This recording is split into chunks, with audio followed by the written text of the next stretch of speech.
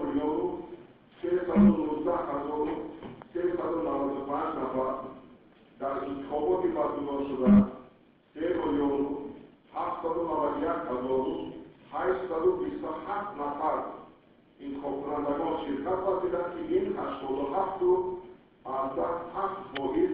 را از شماره عمومی انتخاب کنندگان دارالخط وارد کرده شده تشکیل می‌شود. از این رو موافق طلبات ماده 48 قانون اساسی جمهوری تاجیکستان درباره انتخابات مجلس عالی جمهوری تاجیکستان انتخابات وکیلان مجلس نمایندگان مجلس عالی جمهوری تاجیکستان برگزار شده شامل می‌شود.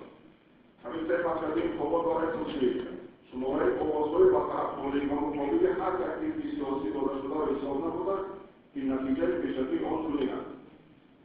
در حوزه یگانه عمومی‌گرایی انتخابات حزب انقره تاجیکستان طرفدار 450,275 نفر یعنی که 11.58%.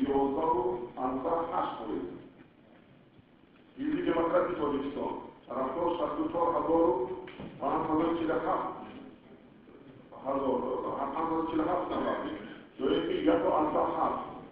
حزب اصلاحات اقتصادی تاجیکستان 288,308 نفر یعنی که 7.6%.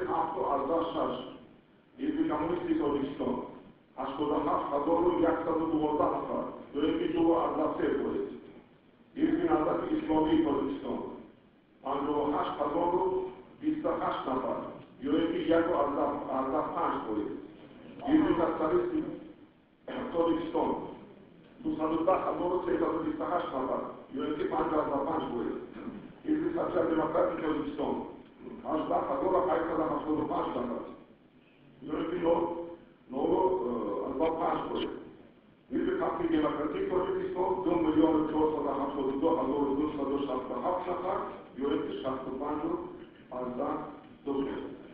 بر اساس طلبات ماده 48 قانون اساسی جمهوری تاجیکستان درباره انتخابات مجلس عالی جمهوری تاجیکستان کمیسیون مرکزی انتخابات برای توسعه قرار قبول کرد که حزب‌های سیاسی بدین که با طرفداری آنها 5% و زیاده از آن انتخاب کنندگان در انتخابات اشتراک کرده آواز دادند چنین مقدار مدرک وکیلی را صاحب شدند.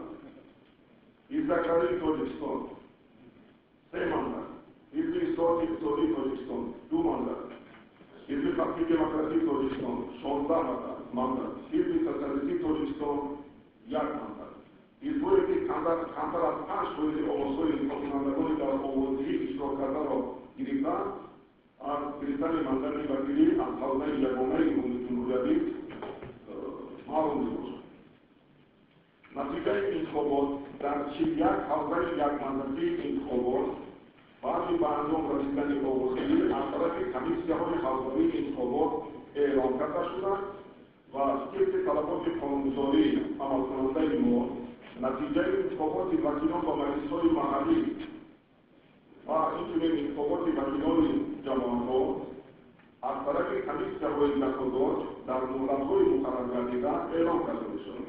باید قید کرد که توسط اشتراک فعال در انتخابات شهروندان ما سهم خود را در تامین ثبات و آرامی در کشور و رشد و ترقی منبع اقتصادی اجتماعی تاجیکستان و سرکستان ما گذاشتند. همین طریق نتیجه انتخابات را جمع نمودند باید تذکر داد که این چاره‌بینی مهم سیاسی در سطح بلند تشکیلی محیط آرام و شده طبق قانونگذاری عملکننده جمهوری و معیارهای بین‌المللی برگزار کرده.